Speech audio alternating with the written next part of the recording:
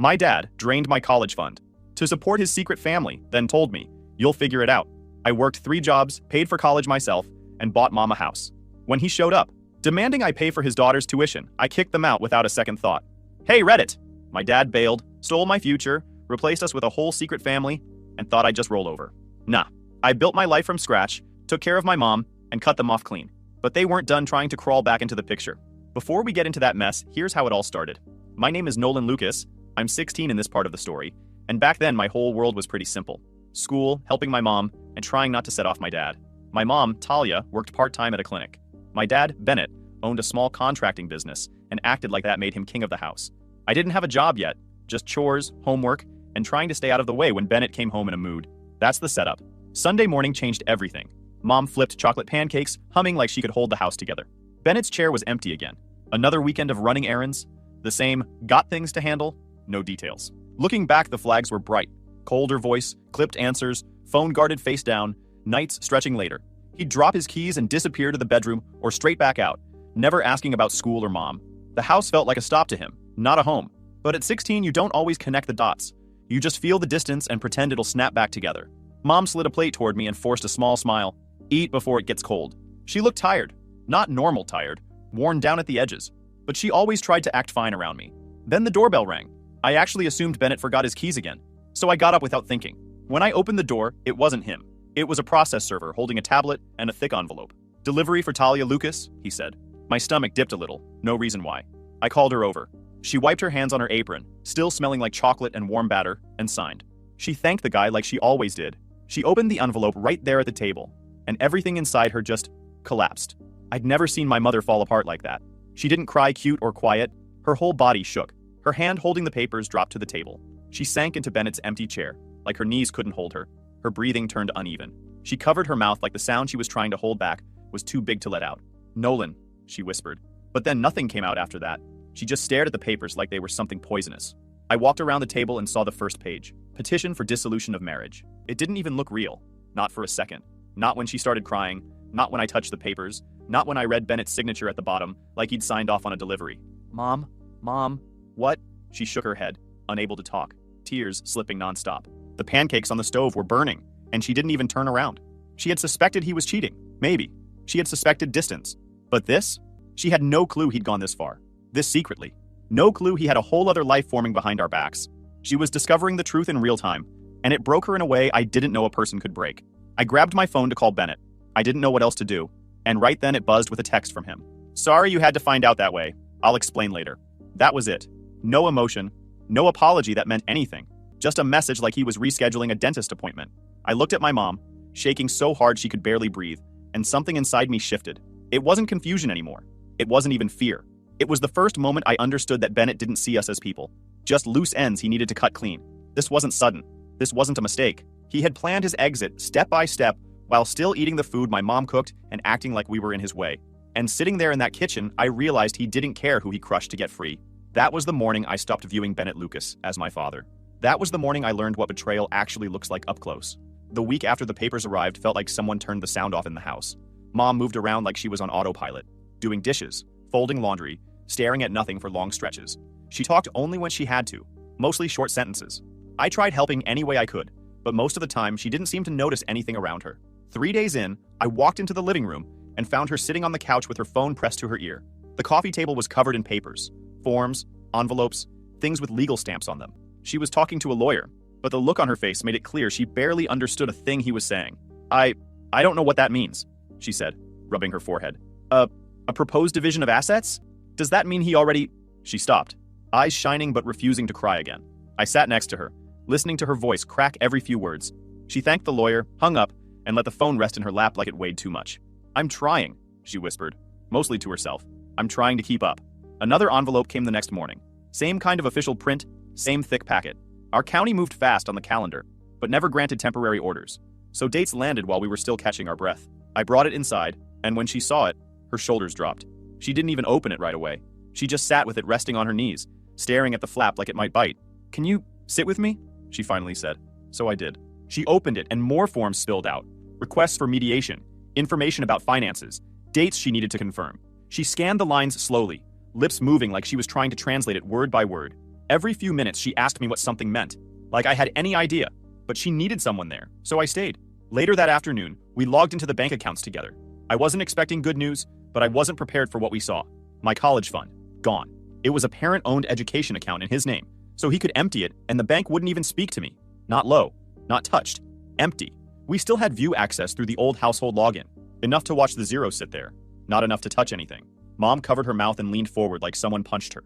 That money was for you, she said. That was supposed to be safe. I didn't say anything at first. I just stared at the screen, the blank zero where years of savings used to be. Bennett didn't just leave, he made sure the future I planned was wiped out before he walked. Mom tried to call the bank, but the representative said the account was under Bennett's name and he had full access. That was it. No help, no sympathy, just rules. That night she barely touched dinner. I barely tasted mine. I kept thinking about how Bennett knew exactly what that money meant to us, and didn't hesitate for a second. 2 days later, Mom came home from mediation looking like she'd been walking through rain without an umbrella. Her hair was messy, face pale, hands trembling just a little. She didn't even take off her shoes before sinking onto the nearest chair. What happened? I asked. She took a deep breath that sounded shaky. He wants the house. I blinked. What?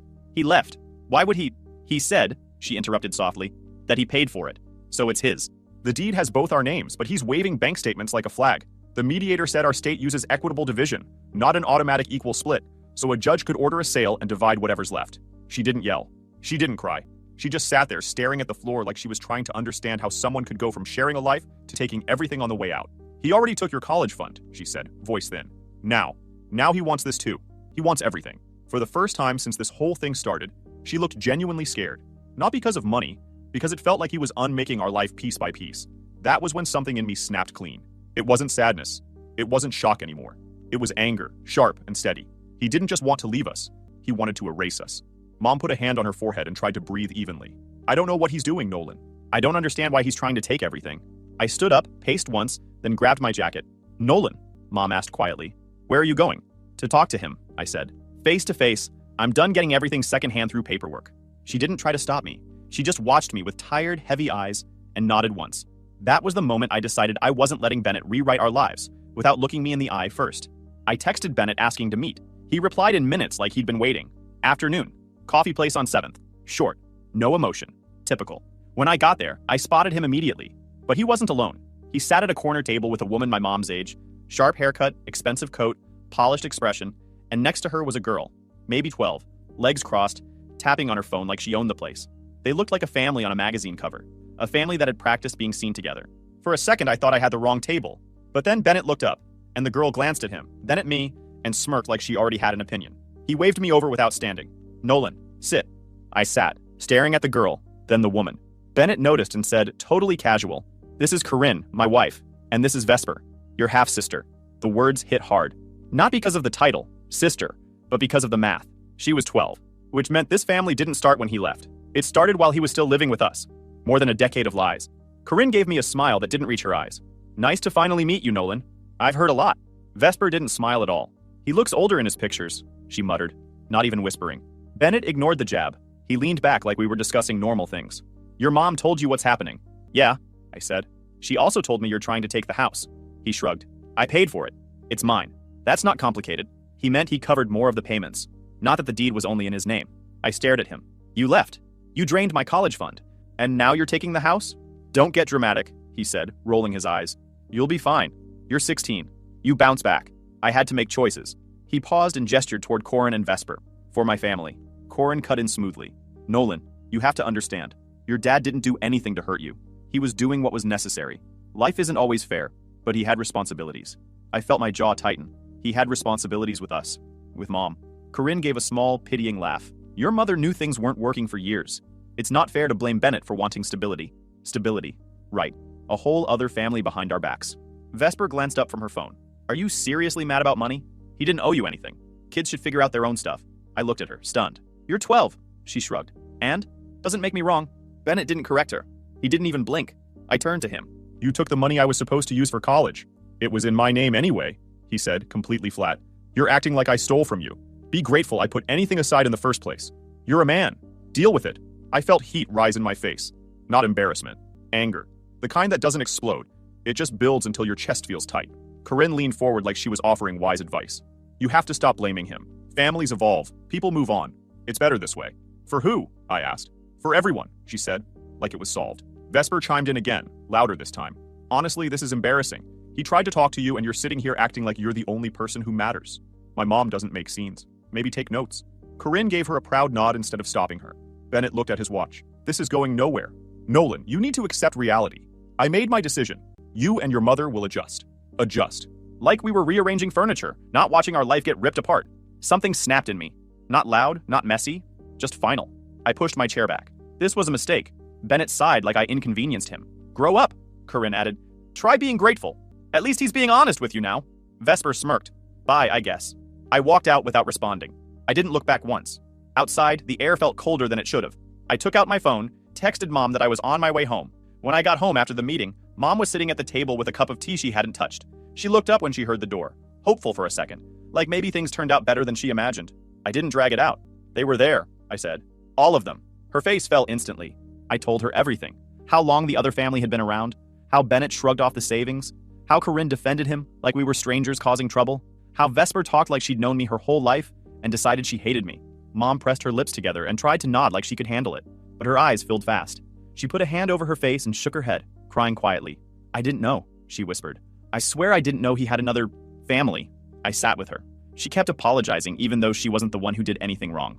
She wiped her cheeks and squeezed my hand. We'll get through this, she said, voice unsteady but trying to be strong for me.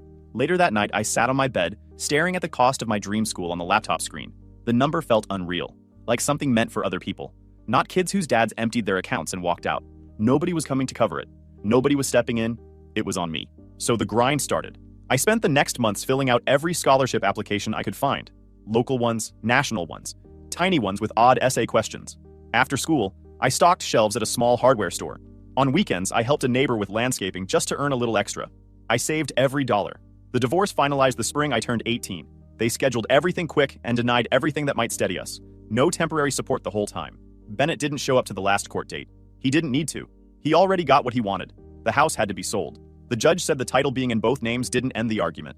They look at contributions and what's equitable, and his paperwork was enough to force a sale and split the proceeds. Mom got almost nothing. Child support was minimal and only covered those last few months before I aged out. Custody meant nothing by that point. I was old enough to choose where to be. Mom moved us into a small rental closer to her work. She put on a brave face, but I saw the cracks. Late night crying, quiet mornings, papers spread across the table when she thought I was asleep. Still, she supported me harder than ever. She encouraged me through every application, every job, every test. I graduated high school with honors. There wasn't much celebration. Mom hugged me tight. Bennett didn't show up. I didn't expect him to. That summer before college, I worked full-time anywhere that would hire an 18-year-old fast. Morning shifts in a warehouse stacking boxes. Afternoon deliveries for a local supply company. Night security shifts at a construction site. By the end of each week, my body felt bruised. But I kept going. I needed the money. I saved as much as possible, keeping it in a separate account Bennett couldn't touch. When the acceptance letter arrived, Mom cried again, this time from pride. The financial aid covered part of it, but nowhere near enough. So I structured my life around survival. Campus job in the morning, shelving books and running errands for a professor. Tutoring in the afternoon, math, English, whatever paid. Night shifts, sometimes the warehouse, sometimes security, sometimes delivery routes. Every day was a schedule with no empty space. One week, the warehouse needed coverage for a night shipment. I agreed to work overnight, thinking I could grab coffee and stay awake for my morning exam. Instead, around 7 in the morning, after 13 hours lifting boxes, I sat on my dorm bed just for a minute. The moment I blinked, I blacked out. I woke up at 11. The midterm was at 8. I sprinted across campus and found Dr. Salma Ortega in her office. I explained everything, but she shook her head. She tapped the syllabus with her nail. Bold line near the top. No makeups except documented medical or religious conflicts with a dean's letter. Work conflicts are not excused. You missed the exam, Nolan. I can't make exceptions for work schedules. No hesitation, no sympathy. I went to the scholarship office next. Ms. Priya Nolan listened, checked my file, then looked me dead in the eye. You can't afford mistakes. One more academic slip and you may lose your scholarship. Thin ice again. I walked out with my stomach in knots. One missed exam could destroy everything I'd worked for, but the hits kept coming. That same week, Mom's car died on the way home from work. The repair bill wiped out almost all the money I'd saved. I paid it anyway. Mom kept insisting she could take a bus or ask a coworker for rides, but I didn't let her. She'd spent enough time struggling. A few days later, I came home to find Mom at the kitchen table, moving papers around like she was reorganizing them. She tried to smile, but she wasn't fast enough sliding one letter under a magazine. I saw the heading, Overdue Notice. Rent financial fallout from Bennett's mess was still landing on her years later. She tried to tell me it was just a mistake, that she'd fix it, but her hands were shaking too much to sell it. I felt something steady harden in my chest. Not panic, not fear, just resolve. I took extra hours wherever I could get them. I didn't ask questions, I didn't complain, I just worked. Meanwhile, Bennett's side kept playing perfect family online. Corinne posting vacations, Bennett posing like nothing bad had ever happened, and Vesper posting things like, some people don't know how lucky they are to have a stable dad. She liked taking indirect shots. She liked pretending I was the problem. But I stopped giving them space in my head. I worked, I studied, I survived. Semester after semester, I pushed through. I was exhausted, broke, and stretched thin, but I refused to fold. By my second year of college, I had my routine down to the minute. Mornings at the campus job, afternoons tutoring, nights at the warehouse or security shifts. I showed up to every class, every quiz, every lab, because one mistake could cost me the scholarship that kept me here. I didn't socialize much, but I wasn't here for that. I was here because I refused to let Bennett's choices decide my future. I kept saving small amounts whenever I could. It wasn't much, some weeks I had nothing left over. But little by little the number grew. I didn't spend it. I didn't touch it. I kept telling myself it was for later, for something bigger than rent or books. Something for mom. Around mid-semester, everything got interrupted by a scene I should have known was coming eventually. I was crossing the main quad with Briggs and Raffi, talking trash about our stats professor, when I heard a voice I recognized instantly. Nolan! Hey! I turned slowly. If I'd turned any faster, my eyes might have rolled out of my skull. Vesper, 16 now, loud like she was still 12, standing in front of a campus tour group like she owned the place. She pointed at me like she'd spotted a zoo attraction breaking free. You! She said, stomping toward me. So you do go here. Unfortunately for both of us, I said. Briggs choked on a laugh behind me. Vesper flipped her hair. Are you gonna explain to your friends how you keep harassing Dad? I blinked. Harassing him? Vesper, he hasn't texted me in years. Her face twisted. Wow, so funny. She turned to my friends, raising her voice on purpose. He ignores Dad's messages. Dad's actually heartbroken. But you wouldn't know that because Nolan acts like he's the victim. A couple of the tour kids stared at me like she was revealing a scandal. I smiled at her. Calm. Controlled. Ignore her, I told the crowd. She's been 12 for 5 years. Frozen in time. Gasps from the tour group. Briggs muttered, oh my God. Trying not to laugh. Vesper stepped closer like she wanted the last word. You should be grateful Dad even cares. He has a real family now. Yeah, I said. I noticed. He left us for it. Congratulations on being the upgraded product, though. Must be exciting. Her jaw actually dropped. She spun around and stormed off, her tour guide hurrying after her like he was paid to control small disasters. Briggs elbowed me. Dude, savage. I'm tired, I said. Not nice. Big difference. 2 days later, I got a call from Aunt Mireya, the closest thing I had to extended family. Son, she said, I talked to your dad. He says you won't speak to him and he's very hurt. I sat there staring at my ceiling. Hurt? Did he say that before or after Vesper tried to audition for World's Worst Publicist? She sighed. He loves you. Mireya, I cut in. The man emptied my college fund, forced us out of the house, and then told everyone we went no contact because he was hurting. If that's love, I'll pass. She went quiet. I didn't fill the silence. That call told me everything I needed to know. Bennett wasn't just lying to us. He was rewriting history for everyone else. Playing wounded father, doing PR like he ran a brand, not a family. Fine, let him perform. I had better things to do. The next 2 years passed the same way. Work, class, more work. My GPA stayed high, because fear is a great motivator. I showed up to everything early. Professors noticed. Even Dr. Ortega, who once treated me like a roach, started nodding at me in the halls. Mom kept me sane. Every time she said she was proud, something heavy in my chest lifted just a little. Senior year came fast. I didn't go to parties, didn't travel, didn't waste time. I was too busy building the future Bennett said I'd never manage. When graduation came, the stadium was packed. Everyone around me was laughing, celebrating, waving at families in the bleachers. Mom was in the second row. I found her immediately because she was crying just from seeing me walk out. She waved so aggressively, her program flew out of her hand. When they called my name, Nolan Lucas Honors, I heard her scream louder than the whole stadium. People laughed because her pride didn't fit in her seat. I walked across the stage calm and steady. Handshake, diploma, photo, done. But it didn't feel like the victory. Not yet. After the ceremony, Mom hugged me like she was holding a piece of a future she never thought she'd see. I'm so proud of you, she said, choking up again. You did this without anyone's help. I held her shoulders and said, not without anyone. I had you. Later, as we walked to the parking lot, I checked my phone. Aunt Mireya had texted me a screenshot. Bennett had posted in some community group, couldn't be at my son's graduation today, but I'm proud, hoping he'll reach out soon. I laughed under my breath. Classic Bennett, trying to claim a moment he didn't earn. Mom looked over. What's funny? Nothing, I said. Just someone desperate for attention. The real victory wasn't the diploma. It was the plan I'd been saving for. A plan Bennett would never see coming. And a plan that had Mom's name on it. A few years later, I didn't disappear. I clocked in. When the number in my account finally looked like down payment plus closing costs, and my debt to income wouldn't make an underwriter flinch, I started touring places. Small houses, Old houses. The kind with good bones and tired hinges. Then I found it.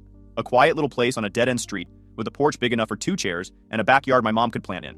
Not fancy, not new, but ours. I bought it. In my name. Zero connection to Bennett. Zero chance of him taking it. I didn't tell Mom. I drove her there after her shift and handed her the keys. Nolan, what is this? It's yours, I said. Well, ours technically, but mostly yours. She stepped inside, sunlight across a small living room, quiet walls, and covered her mouth like she was trying not to sob. Nolan, she whispered.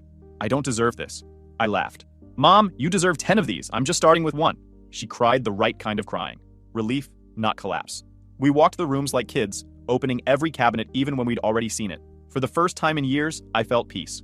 Naturally, that lasted a whole 24 hours. The next morning, I woke up to my phone buzzing nonstop. Notifications, tags, mentions. I opened one and was greeted with a post from Vesper. So proud of my dad for raising such a hardworking brother. He bought a house, loved this family. There was even a picture of the house. Her friends commented hearts and congratulations, like she'd been cheering me on since birth. I stared at the screen. Briggs texted me. Bro, what is this troll doing? I typed back, lying for likes. I didn't respond publicly. I didn't need to. People believe whatever gets them the most attention. But that wasn't the end of it. 2 days later, I was at the house fixing a cabinet hinge when I heard a car door slam outside. I looked through the window and froze. Bennett, Corinne, Vesper, all standing in my driveway like they had a key. The address was public record once the sale closed. If you wanted to find me, you could. Bennett gave me a smile that wasn't a smile at all. There he is. Our homeowner. Our, I muttered. Bold choice of word. Corinne strutted up the walkway like she'd been invited. This place is adorable, Nolan. Such a smart buy. Didn't ask, I said, but they kept coming. Vesper walked straight past me into the living room. I like it, she announced. Could use better furniture, though. I'd propped the front door for airflow while I worked. She crossed the threshold like it was hers. Cool, I said. You can go home and think about that from there. She frowned like she'd never been told no. Bennett clapped his hands together. See, Corinne, I told you all those lessons I taught him stuck. Hard work pays off. I laughed. Loud. Lessons? Bennett, you taught me exactly one thing. Don't end up like you. His smile cracked. Corinne stepped in, trying to recover the moment. What your father means is... No, I cut her off. He means he wants credit. And that's not happening. I paid for this house. I worked for it. Mom deserves it. You 3 showing up here like this is... What?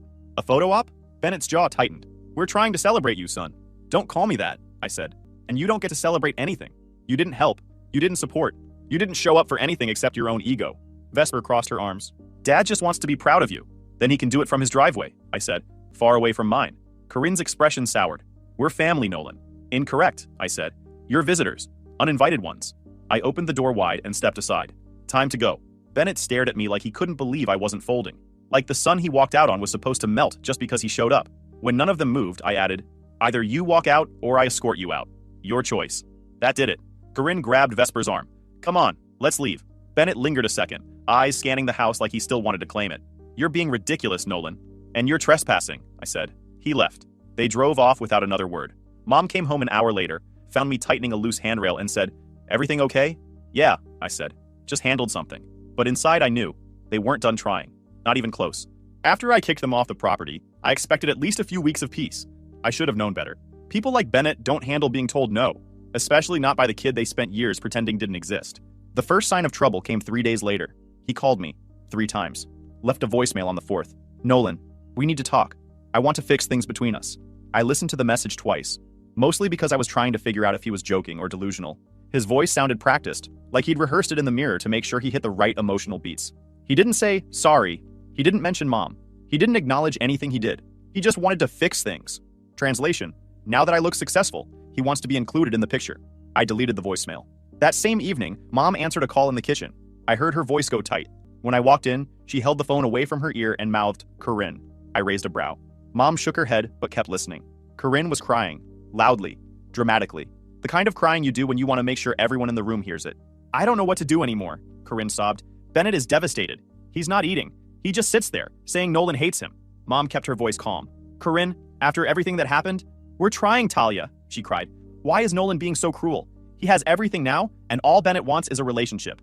I took the phone gently from Mom. All right, I said. Let's cut the performance. You're not crying for him. You're crying because the door closed and you weren't expecting it. Her sobbing paused like I'd hit a glitch in her script.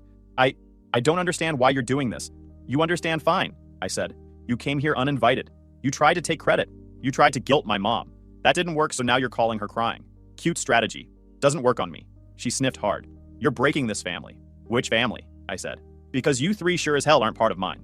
She hung up. Mom sighed and sat down. Maybe I shouldn't have answered. You didn't do anything wrong, I said. They just don't like consequences. 2 days later, Vesper went nuclear online.